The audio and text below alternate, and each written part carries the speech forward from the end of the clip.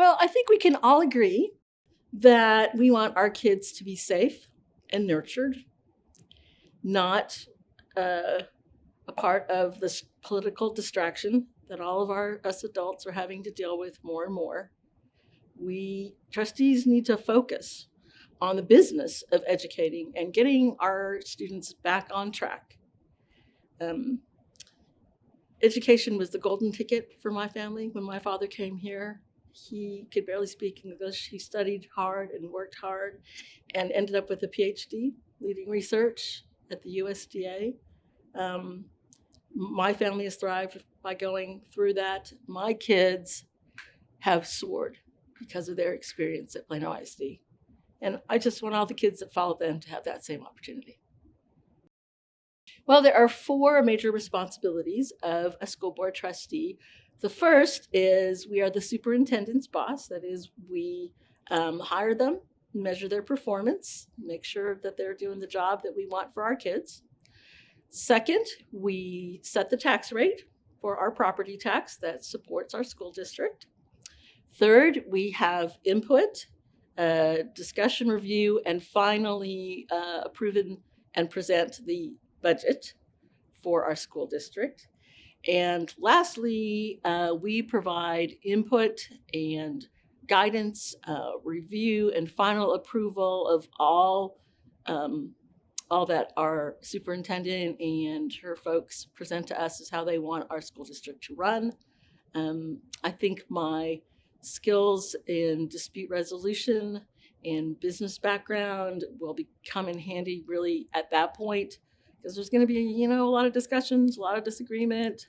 But ultimately, I believe we can all come to the table and collaborate and find the best solutions for our kids and our students and our teachers. So my first priority would be ensuring educational excellence and equity by closing the achievement gaps and opportunities gaps that our children face.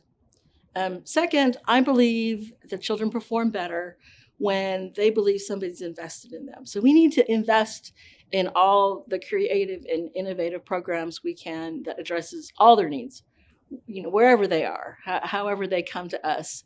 We need to find resources to address those needs. And then we need to invest in our educators.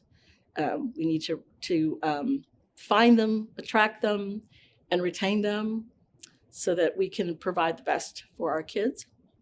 And third, it's what I would call new horizons. And that is, we need to start at an earlier age, showing kids all the different and creative ways that they can have a career and have a life, matching them up with skill sets that meet what they like doing.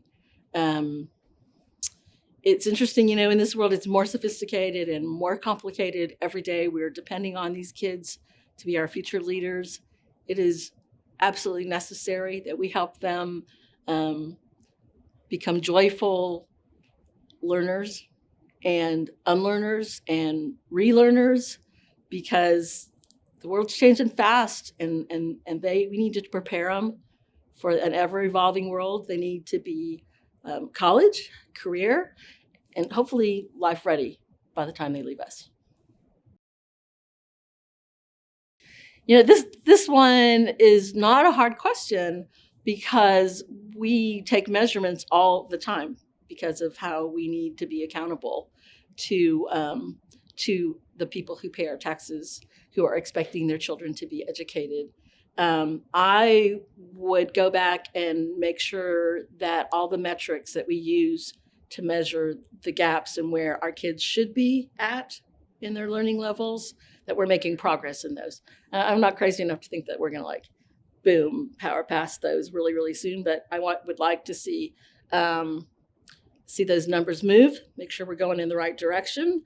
And two, this is really important. This is a base to, I think, public education and to the ability for our kids to learn is we need to make sure that we are attracting teachers. We need to look at those numbers and see how many people have we tried to bring in, what programs have we put together And how successful have they been to move maybe perhaps some our paraprofessionals into true teachers who are certified. And then we need to measure that retention because, without excellent educators, there is no excellence in education. Well, I have to say, as a business owner, at one point in time, that we are dependent on our public schools to provide our workforce. So it is critical that we maintain that relationship with our businesses, to understand what it is that they need from us, what our students need to be able to provide in the work world.